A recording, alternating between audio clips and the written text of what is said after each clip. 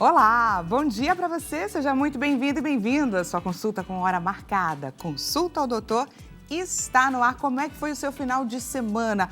Aproveitou um tempo de qualidade com os seus filhos, com a sua família? Ou aproveitou para colocar a casa em ordem, a vida em ordem e se cansando ainda mais? É muito importante que a gente entenda o nosso ponto de partida a cada semana que se inicia, a cada dia que se inicia. É por isso que às segundas-feiras a gente para olhar, para colocar a nossa saúde mental no foco.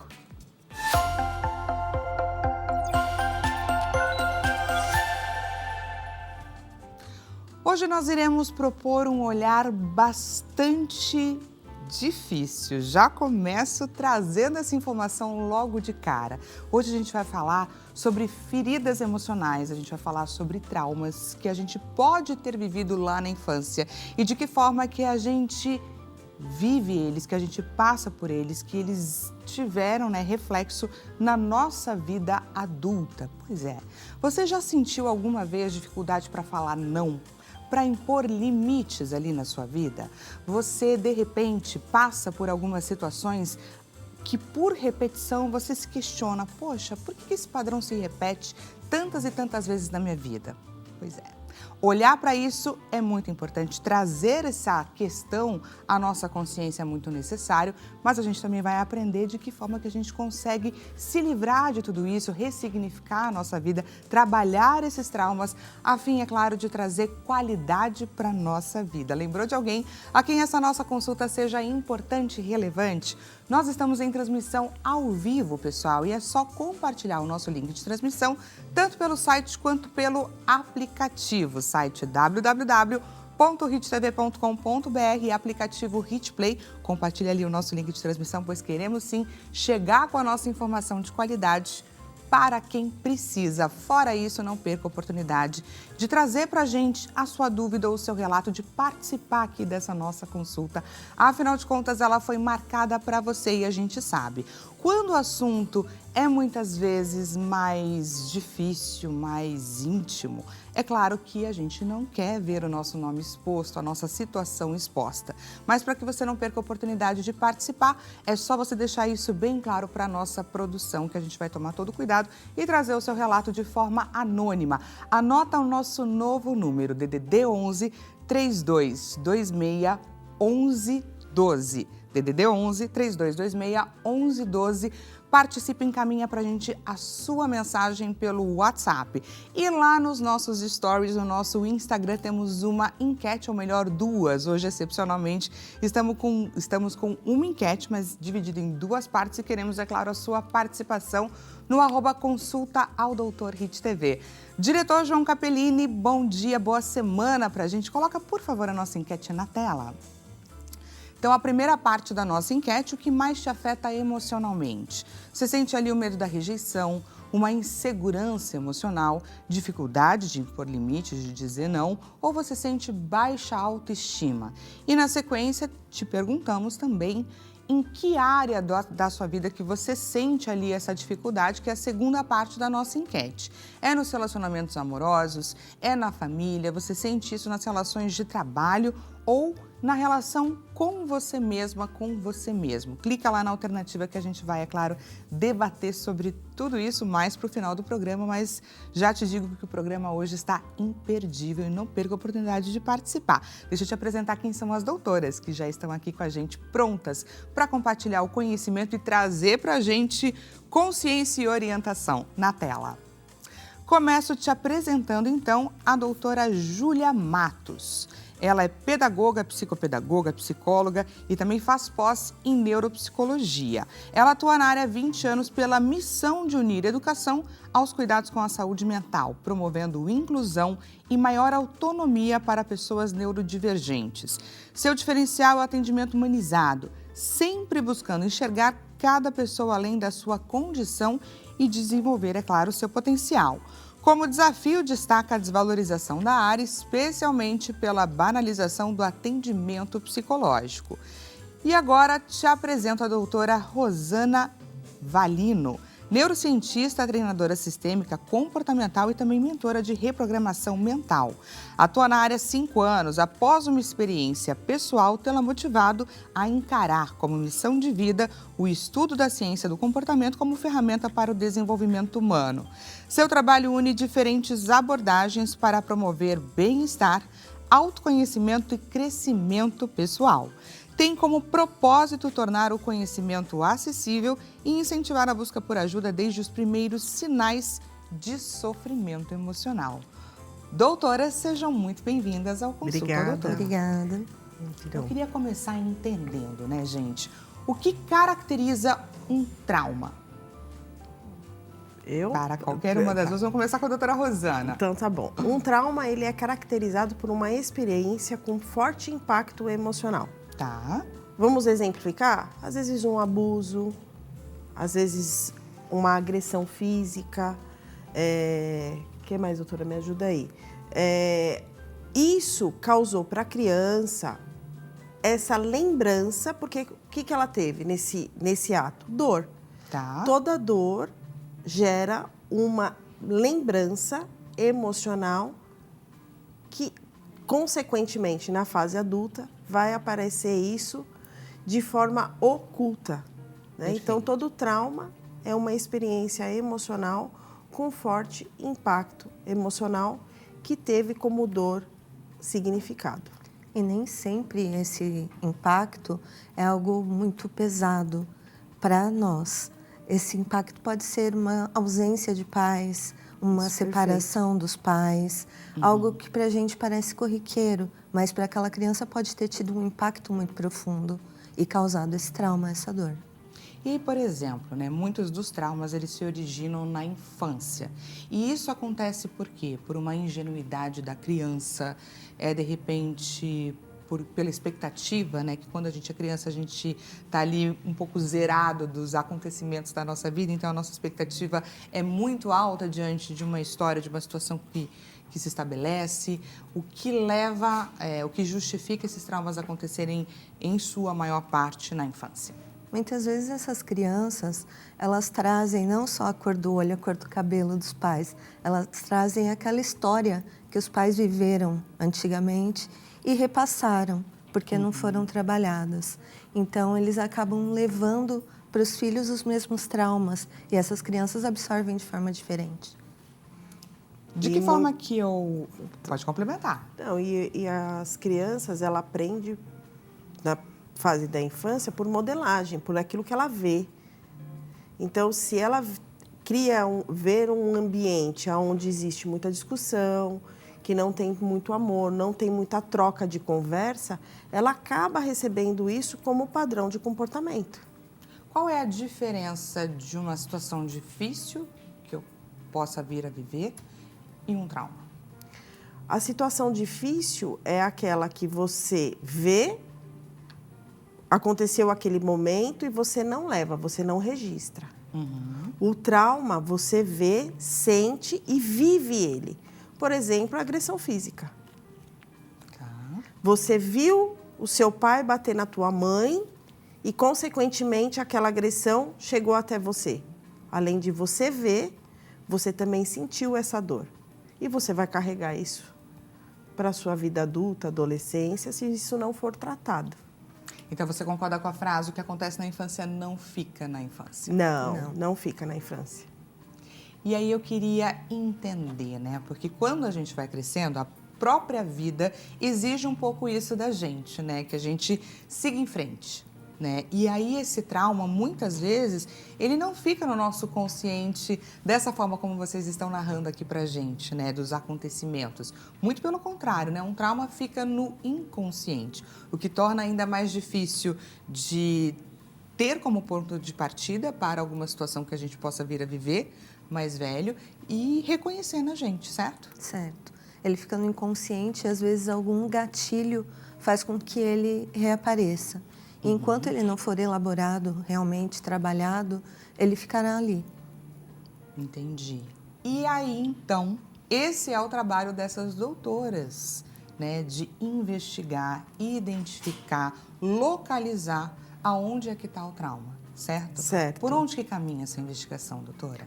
Olha só, essa investigação ela caminha primeiramente quando você levanta a mão e fala, eu preciso olhar para aquilo que dói em mim. Eu preciso de ajuda. Eu preciso de ajuda. A partir dessa permissão, porque a gente só consegue acessar o inconsciente, só consegue acessar realmente aquilo que dói em você quando você se permite. A gente usa ferramentas, a gente usa toda a parte de neurolinguística, toda a parte de reprogramação psicológica para te dando ferramentas para você ir acessando principalmente virtudes que você perdeu lá na infância. E isso vem sendo construído até o momento que você se torna consciente aquilo que era inconsciente. Porque aquilo que você desconhece domina você. Aquilo que você conhece, você domina. Então, quando eu sei exatamente quando aconteceu o ponto daquilo que me doeu, e eu trago para você outra consciência, outra ressignificação em relação àquilo, que talvez seus pais só deram para você aquilo que eles também receberam, e você traz uma outra consciência, se libertando de tanto julgamento, de tanta justiça com você, você ressignifica esse trauma. Olha ali, que bacana e que importante sabemos que existem caminhos. Existe algum ser humano sem traumas? Difícil. Desafiador, né? Fiquei Não muito curiosa com conheço. essa questão, porque me parece tão óbvio, né, que ao longo da nossa vida a gente vem a colecionar algumas situações difíceis, traumas e tudo mais. Então, de que forma, né, não existe um ser humano que não tenha traumas? Não existe, até por conta, se eu for responder essa pergunta pela parte da espiritualidade, nós somos seres em evolução. Então, aquilo que aconteceu nas suas gerações, talvez está sobre a sua atual existência, ressignificar o passado não só dos seus pais, mas talvez dos seus avós, dos seus tataravós, e fazer uma história nova para a sua família. E talvez se você está passando algo com repetição de padrão, você precisa olhar para isso com um sentimento de, será que eu vou continuar?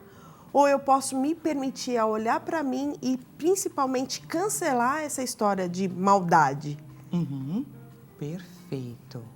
Como neuropsicóloga, psicopedagoga, eu queria que você trouxesse para a gente um pouco desse olhar, porque você lida com as crianças, né, no seu dia a dia, você tem esse olhar acolhedor diante delas e, assim, existem muitas questões quando a gente pensa, né, na geração de um trauma. Hoje em dia a gente tem pais e mães que precisam, né, estar fora de casa, trabalhar para trazer o sustento e isso tudo... Claro que interfere no crescimento, na evolução e na dinâmica de relacionamento de emoções daquela criança, não é, doutora? Interfere. Porém, se você está disponível para o seu filho no momento em que está com ele, já é válido. O que não pode é você se tornar indisponível, você não deixar que seu filho te acesse e que ele possa expressar o que ele está sentindo. Muitas vezes é mais fácil, mais cômodo você falar para o seu filho... fica bonzinho, quietinho, que eu preciso descansar. E nesse momento ele entende que ali ele não pode expressar o sentimento dele. Quando ele cresce, ele leva isso com ele. Eu não preciso expressar aquilo que eu sinto, não tem validade. Então a gente olha isso numa sala de aula, a gente vê inúmeras feridas emocionais dos pais sendo trazidas e replicadas por essas crianças. Então vamos tentar entender assim, vamos começar então por um clássico, que seriam pais indisponíveis, que eu acho que é muito comum, né, no mundo que a gente vive hoje, nessa dinâmica, né, que as famílias, a gente precisa se organizar para levar o sustento para dentro de casa, se preocupar com a criação do filho. Então, pais indisponíveis pode gerar que tipo de ferida emocional ou de trauma? Além de pais indisponíveis, eu acho que pais que não sabem se comunicar com a criança. Tá. Porque muitas vezes a gente, como adulto, olha para a criança achando que ela tem a mesma mentalidade, tem a mesma consciência que nós temos, e ela não tem. Nós somos treinadores dos nossos filhos. Eles só vão fazer aquilo que eu falar para eles, de fato, fazerem. Então, o que acontece? Quando eu me torno uma pessoa indisponível, eu estou dizendo para essa criança que ela tem fácil acesso a outras coisas que, por exemplo, o celular. Tá. Eu não tenho tempo de qualidade para dar para essa criança. Se eu me comunicar com essa criança dizendo que eu preciso trabalhar, só que a hora que eu voltar para casa, nós vamos brincar, nós vamos ter um tempo de qualidade, eu estou dizendo para essa criança que, ó, confiança, segurança, pode me esperar, que a hora que eu voltar, vou estar inteira para você. Que daí entra muito em como eu expresso o amor para essa criança. Então, se eu não entender essa comunicação e essa logística dentro de casa, eu sempre vou ter... A gente nunca tem tempo, Gi. Nosso tempo é escasso a todo tempo. Só que eu tenho que entender qual é o efeito que eu quero que meu filho tenha. Qual é a imagem que ele tem de mim? Uma mãe disponível ou uma mãe que trabalha, mas o tempo que ela tem disponível, ela está 100% comigo. E quando está com essa criança, realmente mostrar que você se importa. Não é só estar fisicamente, é estar preocupado. Você está bem? Validar o que a criança sente. Porque muitos pais não se preocupam, acham que porque são crianças e têm todo o bem material, eles estão perfeitos, está tudo ok. Não tem boleto para pagar. Se não tem boleto, você não tem problema. Não é assim que funciona. Eles têm uma construção de personalidade no caminho. Quem vão ser esses adultos? Então, hoje a gente precisa entender que as crianças também têm problemas. Ah, mas um problema infantil não é válido. Não é válido por quê? Se isso está causando sofrimento e dor. Então, muitas vezes não procuram terapia infantil porque acham que não tem resultado, você vai só brincar. Nessa brincadeira, a gente descobre tanta coisa da realidade daquela criança, inclusive falas que não são para a idade delas, porque elas não sabem nem brincar. Porque não existe isso. Hoje em dia, a tecnologia acaba rompendo a criatividade da criança até para brincar e de se comunicar. Então, eles veem aquele exemplo de família feliz e aí falam, por que que a minha não é? Então, o índice de depressão na infância está crescendo assustadoramente. E aí, fora isso, também as crianças elas estão muito mais vulneráveis a alguma ideia que possa vir a fazê-las atentar contra a própria vida, por exemplo. Né? Sim. E o que eu percebo é que, às vezes, você está saindo para um restaurante para jantar em família, que deveria ser um momento de descontração, um momento de conversa, um momento de brincadeira. Eu observo muito, até por conta da minha profissão, o comportamento das pessoas. Uma mesa, às vezes, com um pai, com uma mãe e mais 2 crianças, todos no celular. E aí, às vezes, eu brinco, né? Será que eles estão no grupo da família conversando entre eles? Porque saíram para se divertir e estão deixando com o celular roubar o momento. Então, qual é a comunicação dessa família? Será que não é um momento de você, nessa descontração, saber quem realmente está passando por de trás do seu filho? Fazer perguntas estratégicas? E ainda eu complemento isso, muitas vezes os pais não conhecem esses filhos e veem alguma coisa que eles postaram ou num story ou numa rede social e falam, nossa, mas o que está acontecendo? E vocês moram na mesma casa e se comunicam pelo grupo da família. Ninguém sai do próprio quarto para ir conversar. Não tem um momento ali de uma brincadeira em família. E isso faz muita falta. Isso daí é um fato, gente. E qual é o peso, né? Qual é a conta que pode vir a fechar lá na frente se essa criança, por exemplo, não olhar para essa ferida emocional? De que forma que esse ser humano adulto pode vir a ser impactado? Na identidade. Tá. Ela não vai saber nunca quem ela é. Ela vai sempre receber comparações, opiniões das outras pessoas, achar que o que falam para ela é realmente aquilo que ela é, porque ela não recebeu essa construção de identidade na casa dela, não teve alicerce. E ela não foi validada em nada do que ela fez. É que nem a construção do filho perfeito. Ah, minha filha é perfeita. Porém, ela sabe que ela não é. E aí, quando ela não é perfeita num trabalho, por exemplo, ela fica dias sem dormir porque um chefe achou que o relatório dela não estava bom. Enquanto outros que não foram assim validados, tá bom, da próxima vez eu melhoro. Então, é muito diferente num caso de um abandono. O abandono não é o pai abandonar o filho, a mãe abandonar o filho. É o abandono emocional, onde essa criança não tem um apoio.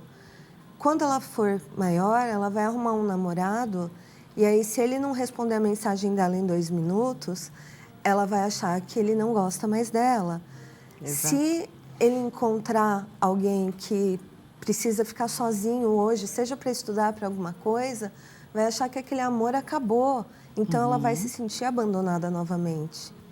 Então, são coisas que a gente carrega e aí não é sobre a mensagem não respondida, é sobre o abandono que está voltando dentro de mim. Não respondeu porque eu estou sendo abandonada de novo. E olha só, né? Muitas vezes a gente passa por situações parecidas com essas que as doutoras trouxeram aqui para esse bate-papo agora. E a gente não para refletir que é sobre isso, né? Que é sobre nós e não sobre uma situação que a gente não soube lidar. A gente entende que poderia ser um traço de personalidade nosso. E olha só como tudo isso pode ter raiz lá na nossa infância. Deixa eu aproveitar para te lembrar que você tem a oportunidade de trazer o seu relato, de participar aqui do nosso bate-papo, DDD 11 3226 1112. Vou aproveitar para receber a nossa primeira mensagem, nossa primeira interação na tela. Quem participa é o Carlos Silva, diretamente de Recife. Seja muito bem-vindo, Carlos. Bom dia para você também. Até hoje faço de tudo para evitar conflitos, mesmo quando isso me prejudica. Como aprender a me posicionar sem sentir tanto medo? Olha lá, então ele está falando sobre evitar conflitos e sobre sentir medo. Vamos começar com a avaliação aqui da Rosana. O medo está ligado diretamente com a rejeição. Tá. Quando eu evito conflitos, eu tenho receio do que aquele conflito pode gerar em sentimentos ou emoções que eu desconheço em mim. Esse fato de você evitar não é o melhor caminho. É o que eu posso fazer diante dessa situação com a consciência que eu tenho hoje. O que eu posso levar de conhecimento para essa situação difícil? Porque se isso está acontecendo na sua vida com recorrência, de você sendo levado para situações difíceis, talvez é você que precisa entender e adquirir novas virtudes, nova consciência para você lidar com isso e não evitar. Porque o evitar não vai te trazer o que você está buscando. Então é importante a gente tentar elaborar, retransformar aquilo que a gente viveu em algo que seja positivo. Criar uma nova memória dentro daquilo que a gente tem enraizado. E é igual a casquinha do machucado. Quando a gente tira, fica exposta.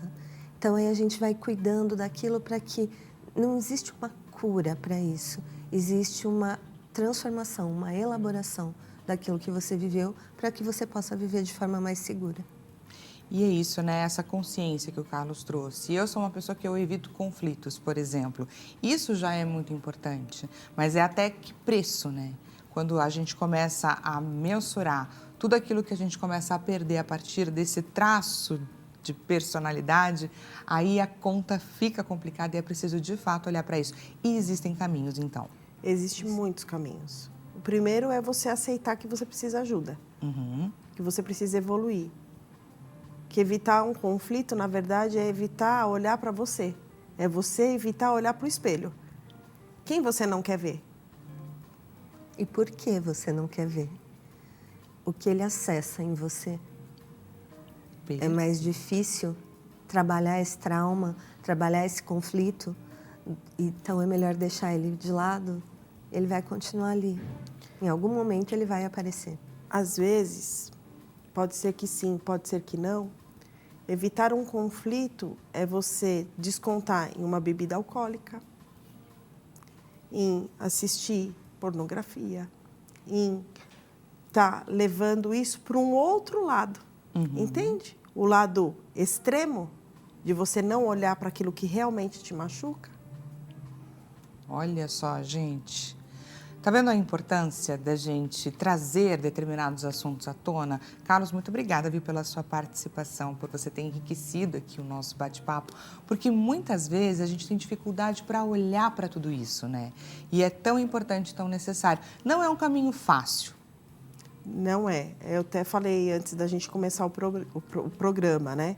É fácil você ir na farmácia e comprar um remédio e cuidar do sintoma.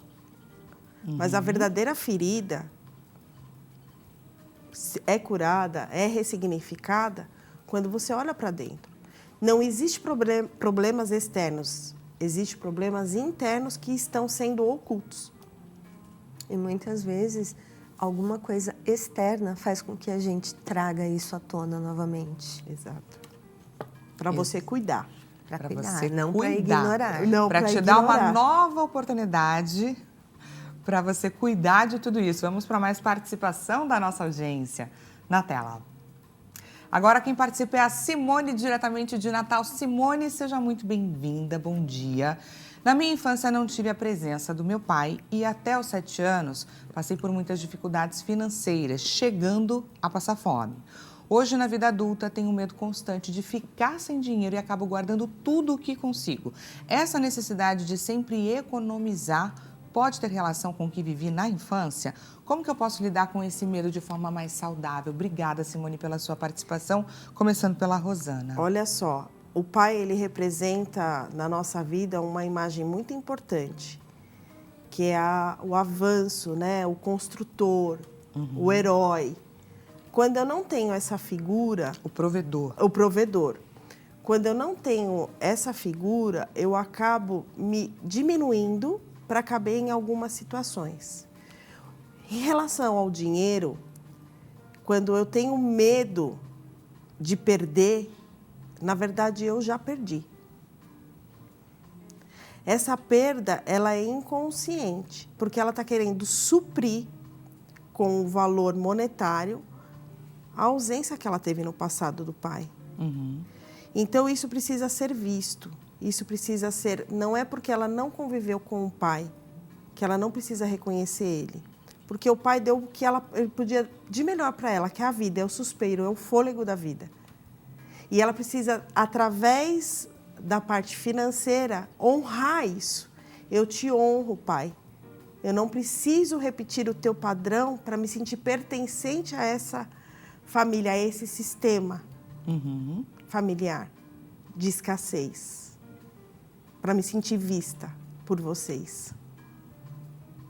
E tudo que é visto com muito excesso, a gente tem que olhar com um pouco mais de cuidado.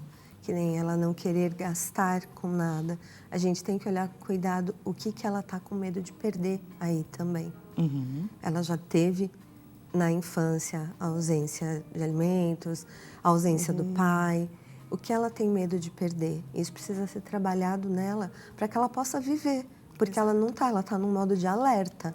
Eu tenho que segurar, eu tenho que manter para não ficar sem. É como se ela revivesse o tempo todo a infância que ela teve. Sim, só que ela deixa de viver, porque agora, pelo que eu entendo, ela não está sem. Só que ela não quer voltar àquela situação antiga que não foi bem trabalhada. E existe um caminho que ela possa fazer para reprogramar esse cérebro? Tem o caminho de reconhecimento.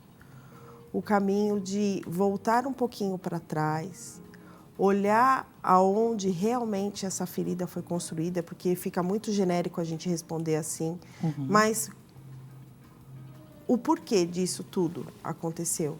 Eu tenho casos no consultório de abandonos de pai, né, de pacientes, que inclusive não tem o nome do pai no RG. O quanto que isso causa em relação à minha identidade, de eu não saber realmente quem me trouxe à vida. Então, existe um caminho de ressignificação. Você pode se permitir a olhar para essa dor de uma forma mais consciente, sem viver em relação a outras coisas. Eu perdi o pai, aí tenho medo de perder o dinheiro, tenho medo de... perdi já a parte de alimento, tenho medo de perder essa oportunidade de estar vivendo isso que eu estou vivendo. Então, quando eu falo isso, que você já perdeu, é porque nada é seu. Até você entender aonde você deixou para trás, para você reconstruir. E se sentir, principalmente, digna de tudo isso.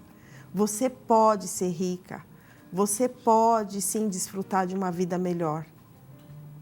E é tão importante isso, né, para que ela consiga finalizar essa história nela, na geração dela, certo? Que não passe para os filhos, não passe para a vida dela adulta, aquilo que ela viveu na infância. Exatamente. Simone, muito obrigada, viu, por compartilhar com a gente esse seu relato, que enriqueceu demais o nosso bate-papo, trouxe muitas orientações. Eu tenho certeza que outras Simones ou outras pessoas que estejam vivendo situações muito parecidas possam ter tido também um insight que venha a ajudar e a recalcular essa rota e saber que existem, sim, caminhos para ressignificar a vida e ter mais qualidade. Muito obrigada, viu, pela sua participação. Você que está nos assistindo, faça como a Simone também encaminha. Aproveita aqui esse nosso bate-papo, esse lugar seguro que a gente constrói a cada segunda-feira, DDD 11 3226 1112. Estamos indo para um breve intervalo. Aproveita aí esses minutinhos para encaminhar a sua mensagem. Consulta ao doutor volta já já com foco na nossa saúde mental.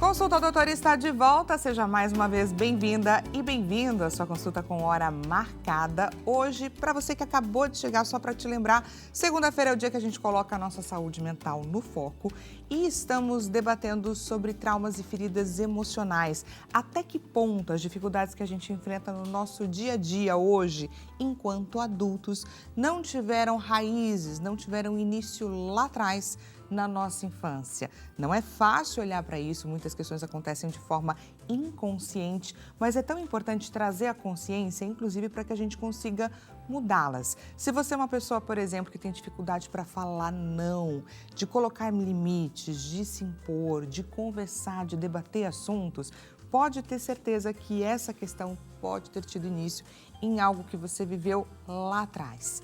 E a gente está debatendo sobre tudo isso e a importância desse olhar, porque existem sim caminhos para que a gente consiga recalcular a nossa rota. Lembrou de alguém a quem essa nossa consulta seja importante e necessária? Nós estamos em transmissão ao vivo, tanto pelo site quanto pelo aplicativo. É só compartilhar o nosso link de transmissão, site www.hittv.com.br, aplicativo HitPlay. Te lembro que você não deve perder a oportunidade de ter a Hit TV na palma da sua mão para você assistir no seu tempo e do seu jeito. Caso você ainda não tenha um aplicativo, não perca a oportunidade de baixá-lo.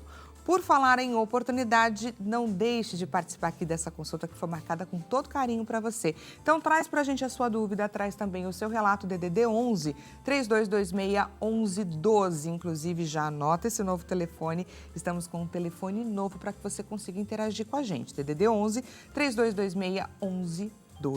E te lembro que caso você não queira se expor, é perfeitamente possível. Sinaliza lá para a nossa produção que a gente traz a sua participação de forma anônima. Combinado? Esse é o nosso combinado de todos os dias, que às segundas-feiras se faz ainda mais necessário e a gente sabe disso. E aí, além de tudo, também queria pedir pela sua participação lá no nosso Instagram, que é @consultaodoutor.hittv. Participa da nossa enquete. Queremos a sua interação por lá. Hoje a nossa enquete está em 2 etapas. Vamos assistir juntos. Diretor João Capellini, muito obrigada pela imagem. O que mais te afeta emocionalmente? Então, primeiro é esse questionamento. Você tem medo da rejeição? Você tem uma insegurança emocional forte?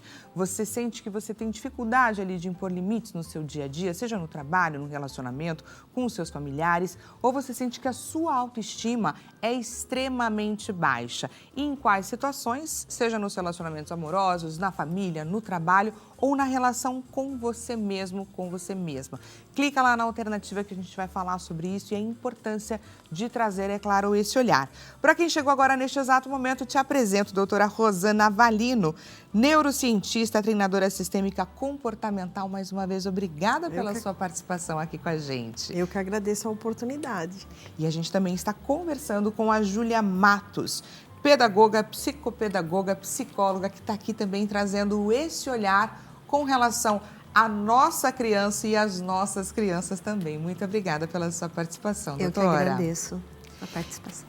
E olha só, a gente foi para o intervalo respondendo perguntas da nossa audiência e agora eu queria trazer uma outra questão que, inclusive, já começou aqui no nosso bate-papo antes mesmo do programa iniciar, trazendo aqui uma informação de bastidor. Eu cheguei a comentar, né? Muitas vezes eu vejo o quanto eu sou perfeccionista no meu trabalho.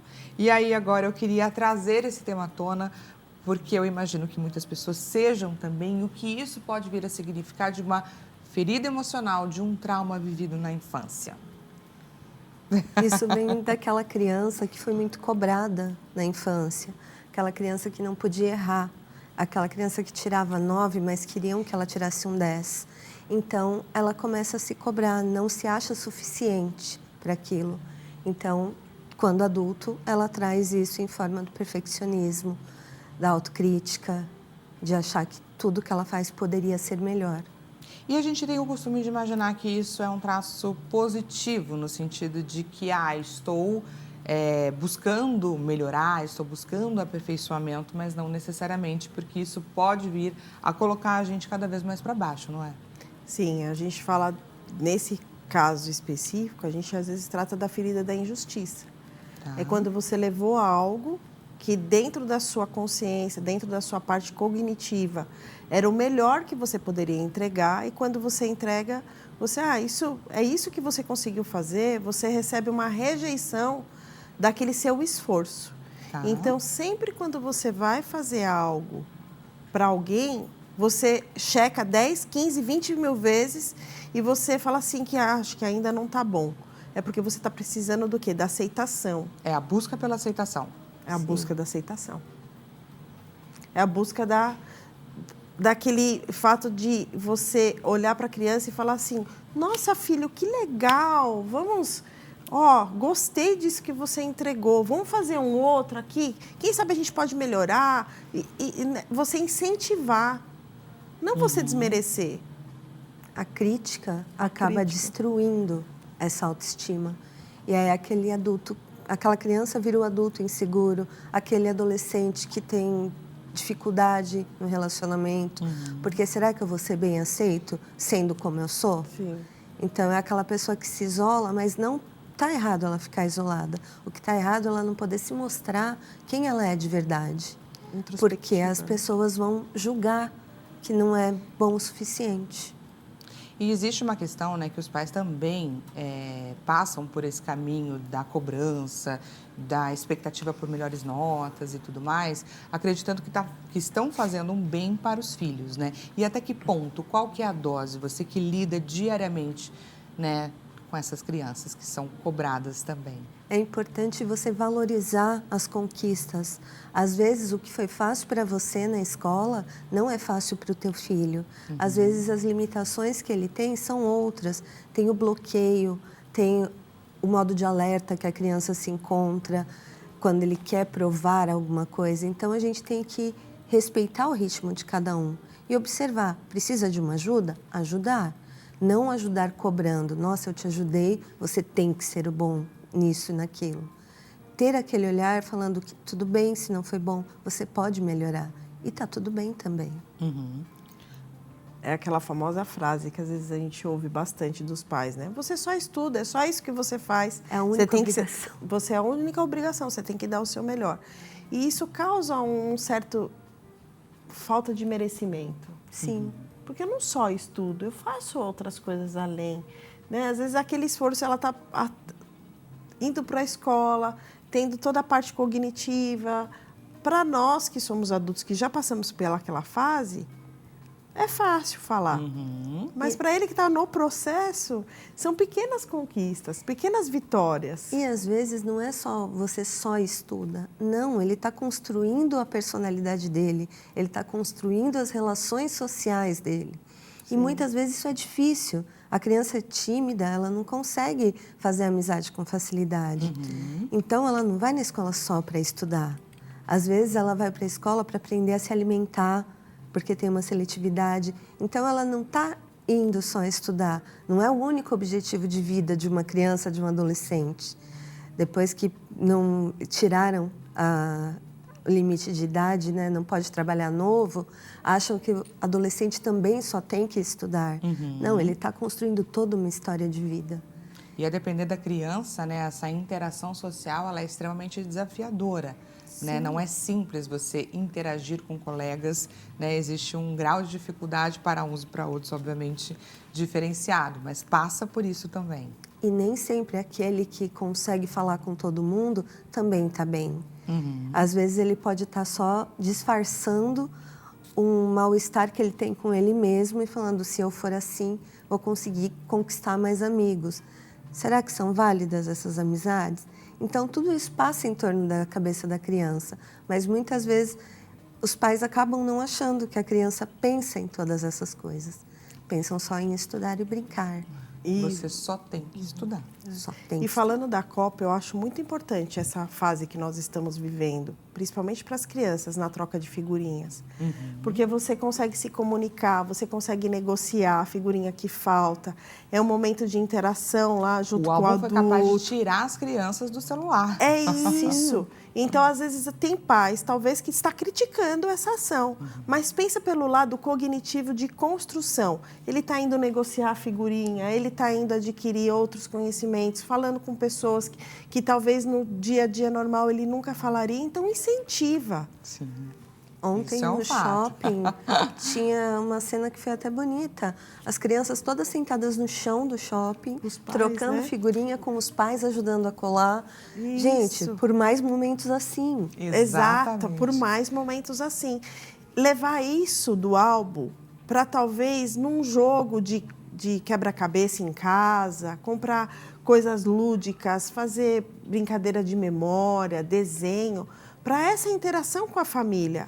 Não deixar com que isso morra quando acabar a Copa.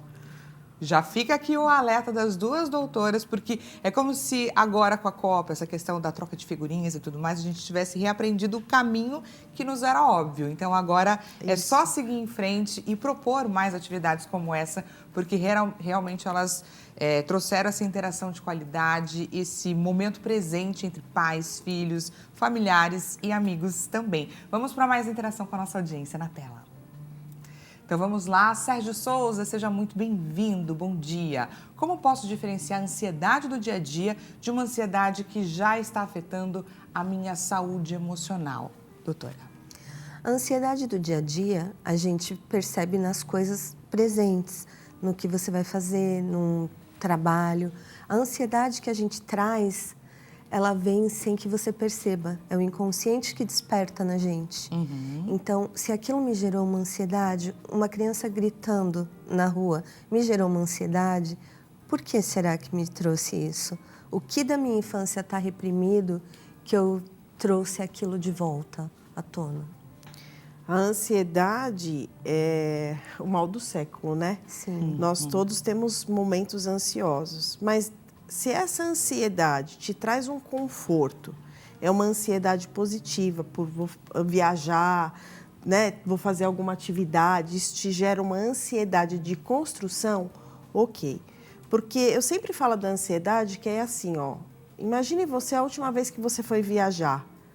Você vai lá e você busca essa imagem. Talvez você trouxe uma pessoa, um sentimento, uma emoção, e o seu cérebro é atemporal, ele não sabe diferenciar o que é real do que é imaginado. A ansiedade que é ruim é exatamente igual, isso que eu falei, só que de pensamentos críticos que você está falando em relação a uma situação que não aconteceu. 85% dos nossos pensamentos futuros nunca vão acontecer dentro de uma crise de ansiedade, só que o seu cérebro lê isso como real. E aí ele libera, ele libera na sua corrente sanguínea, porque é fisiológico, cortisol, adrenalina, noradrenalina, e você vive aquele pensamento como se fosse real. Então, quando você está tendo sintomas de ataque cardíaco, sudorese, por algo que você está imaginando que não vai acontecer, afetou a sua saúde mental. Precisa ser visto. Provavelmente são gatilhos da infância, coisas que aconteceram com você que precisam ser vistas, acolhidas e ressignificadas. E existem, inclusive, caminhos, né, orientações, pequenos exercícios, inclusive de respiração, que são possíveis de fazer a fim de evitar que esse quadro, por exemplo, chegue a uma síndrome do pânico, não é? Os meus pacientes, né, os meus mentorados, a primeira coisa que a gente faz é ensinar a respirar. Porque todo o fato de prender a respiração até em atividades corriqueiras dá o gatilho da ansiedade, porque eu libero mais cortisol. A partir do momento que eu tenho uma respiração mais centrada, mais com o diafragma, eu libero mais ocitocina, dopamina e eu regulo o meu sistema nervoso em relação a isso. E essa autorregulação faz com que a gente consiga sair daquele momento de crise e voltar a viver com uma retomando. tranquilidade um pouco maior. E retomando aquilo que nos gerou aquela ansiedade que a gente não sabe de onde veio naquele momento. Eu falei sobre isso, Sérgio, porque é tão importante, além da gente identificar, saber que existem caminhos, pequenos artifícios. Às vezes, uma respiraçãozinha que você aprenda já te ajuda a te colocar no momento presente e te tirar desse risco eminente que você venha a sentir. Por isso, fica a indicação, busque ajuda, né? Busque tratamento, que você vai encontrando aí esses artifícios para você ficar mais forte. Exato. E é isso, né? Todos nós, né, vivemos aí, o Brasil é o país que lidera o ranking de ansiosos no mundo. Você não está sozinho, mas é importante que busque ajuda. Pode falar. Complementando, é até importante essa pergunta, porque assim, você não é ansioso, você está num estado de ansiedade. Também. E essa mudança de mentalidade já tira você do estado. Isso é importante também. Quando eu falo eu sou, eu Exato. reprogramo a minha identidade. E é isso que a gente precisa entender. Qual é o estado que está me levando para a ansiedade? E aí isso é reprogramado. Olha só que bacana e que importante. Extremamente necessário. Vamos conferir juntos o resultado da nossa enquete. Resultado na tela. Então vamos lá, a gente perguntou em 2 etapas o que mais te afeta emocionalmente, a alternativa mais votada. Dificuldade de impor limites, logo na sequência, insegurança emocional e medo da rejeição, praticamente um empate. E por último, baixa autoestima. E na sequência temos então a dificuldade de impor limites na família, gente. E logo na sequência, com relação à pessoa, né? Impor limites com ela mesma. Gostaria da avaliação de vocês com relação ao resultado dessa enquete, começando pela doutora. A questão de impor limites, ela Na vem... família, né? Ela vem da família porque é muito difícil a gente dizer não para um familiar e não passar da perspectiva de uma boa pessoa para aquela pessoa amar, que disse não, que eu não quero fazer por você. Só que quando a gente não fala o não, a gente está colocando esse limite na gente. A gente está se podando em benefício ao outro. E isso acontece muito em relações familiares, principalmente na infância. É difícil uma criança falar não para os pais. Então, ela vai carregando aquilo para a vida toda, porque ela não consegue falar não na primeira infância, depois ela não consegue falar não na adolescência e se torna aquele adulto que faz o que não quer só para se tornar a pessoa querida pelos outros. Olha só que necessário parar para olhar para isso, né? E, assim, principalmente em relação à família, quando a gente fala desse conflito, a comunicação assertiva. Tentar direcionar a comunicação de adulto para adulto de forma consciente. Mas quando a gente fala para criança, principalmente eu falo recomendo. Não falar você é alto e ela pequena. Agachar, falar na mesma altura, olho no olho, porque a criança entende isso como acolhimento. E às vezes você pode estar se perguntando, mas toda vez que eu vou falar com meu filho eu tenho que me agachar, tenho que falar? Você está criando crianças para o mundo mais conscientes e mais confiantes. A sua ação vai reverberar na vida dele. Então, como você deve falar? Agacha, pega na mão, acolhe, olha no olho. Não é para fazer isso, por causa disso. A importância Uma do conversa acolhimento necessária. é fundamental. A criança precisa se sentir acolhida, se sentir parte daquele núcleo e não alguém que só é mandado. Porque quando ela cresce, você vai continuar sendo a mãe daquela criança, o pai daquela criança. Só que do mesmo jeito que eu não fui acolhida, eu não vou acolher. Então, você vai o que ela repetir esse diz, padrão com repetir outras o padrão, pessoas. mas a criança vai repetir o padrão com os pais também. Sim. Doutoras, gostaria demais de agradecer esse bate-papo. Passou rápido, não passou, Não, pessoal? Mas eu vou aproveitar para deixar os contatos da doutora Rosana Valino à sua disposição. Instagram, Rosana Valino, DDD 11, WhatsApp 934040608. E a doutora Júlia Matos deixa à sua disposição Instagram, psi_Julia Madel, com 2 L's no final, e-mail jumatedel@gmail.com e o WhatsApp DDD 11 99350 7443. Desejo a você um excelente início de tarde, início de semana. Muito obrigada mais uma vez pela companhia e a gente volta a se encontrar amanhã nesse mesmo horário na nossa próxima consulta. Até amanhã.